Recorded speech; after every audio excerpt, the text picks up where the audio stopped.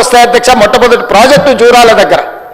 తెలంగాణ రాష్ట్రంలో కర్ణాటక నుంచి వచ్చే ఏ నీళ్ళైనా మహబూబ్ నగర్ జిల్లాలో ఉన్న అలంపూరు గద్వాల దగ్గరికి మొట్టమొదట నీళ్లు వస్తే నీళ్లు వచ్చినట్టే ఒడిచిపట్టుకొని తెలంగాణ రాష్ట్రానికి పాలమూరు జిల్లాకు, రంగారెడ్డి జిల్లాకు, నల్గొండ జిల్లాకు, ఖమ్మం జిల్లాకు తరలించుకుంటే ఈనాడు పోతిరెడ్డిపాడు లేకపోతే ముచ్చుమరి మాల్యాల నుంచి రాయలసీమకు తరలించకపోయే అవకాశమే లేకపోతుండే అధ్యక్ష.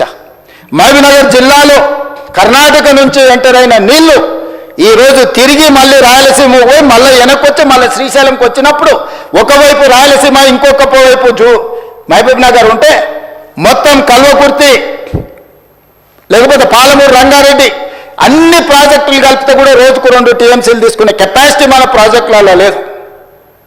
ఇవాళ ఎస్ఎల్బీసీ ఆనాడు రాజశేఖర రెడ్డి గారు ఉన్నప్పుడు ఫ్లోరైడ్ జిల్లా అయిన నల్గొండ జిల్లాకు 3,60,000 ఎకరాలకు గ్రావిటీతో నీళ్లు ఇవ్వాలని ఎస్ఎల్బీసీని ఆనాడు 2,000 కోట్లతో ప్రారంభిస్తే ఆనాడు దాదాపుగా 20 పైగా కిలోమీటర్లు ఉమ్మడి రాష్ట్రంలో టన్నెల్ తవ్వుతే నువ్వు తెలంగాణ వచ్చిన తర్వాత 4 ఏళ్లలో పూర్తి చేయాల్సిన ప్రాజెక్టును 10 ఏళ్ళైనా పూర్తి చేయక 10 కిలోమీటర్లు పక్కన పెట్టి ఈరోజు శాశ్వతంగా నల్గొండ జిల్లాను ఫ్లోరైడ్లో ముంచి అక్కడి రైతుల చావులకు కారణం నువ్వు.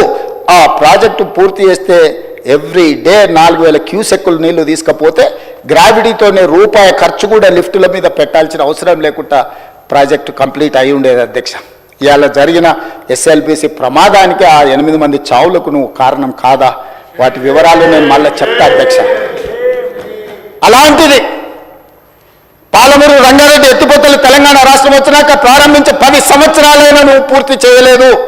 ఈనాడు చంద్రబాబు నాయుడు గారైనా, ఆంధ్రప్రదేశ్ అయినా, కేంద్రమైనా ఈ ప్రాజెక్టులను అడ్డుకుంటుంది అని అంటే ఈరోజు కృష్ణానది మీద నిర్మించిన ఉమ్మడి రాష్ట్రంలో ప్రారంభించిన కల్వకుర్తి కావచ్చు, ఉమ్మడి రాష్ట్రంలో అనుమతులు ఇచ్చిన పాలమూరు, రంగారెడ్డి ఎత్తిపోతలు కావచ్చు, ఉమ్మడి రాష్ట్రంలో అనుమతి వచ్చిన మత్తల్, నారాయణపేట, కొడంగల్ ప్రాజెక్టు కావచ్చు, భీమా కావచ్చు, నెట్టంపాడు కావచ్చు, కోల్చారు కావచ్చు, శ్రీరామ్ సాగర్, ఇందిరాసాగర్ కావచ్చు, రాజీవ్ సాగర్ కావచ్చు, కృష్ణానది మీద పరివాహక ప్రాంతంలో నిర్మాణంలో ఉన్న ప్రాజెక్టులు 60 సంవత్సరాల పైగా ఉమ్మడి రాష్ట్రంలో పూర్తి కాని ప్రాజెక్టులు 10 సంవత్సరాలు చంద్రశేఖరరావు గారు ముఖ్యమంత్రి ఉన్నప్పుడు ఈ రాష్ట్రంలో ఎందుకు పూర్తి చేయలేదు? దక్షిణ తెలంగాణ పట్ల కృష్ణానది జలాలను మా ప్రాంతానికి ఇవ్వకుండా వివక్ష చూపించి శాశ్వతంగా మా రైతాంగం జీవితాల మీద మరణ శాసనం రాసింది చంద్రశేఖరరావు కాదా అని నేను ఇక్కడ నుంచి అడుగుతున్నా అధ్యక్ష.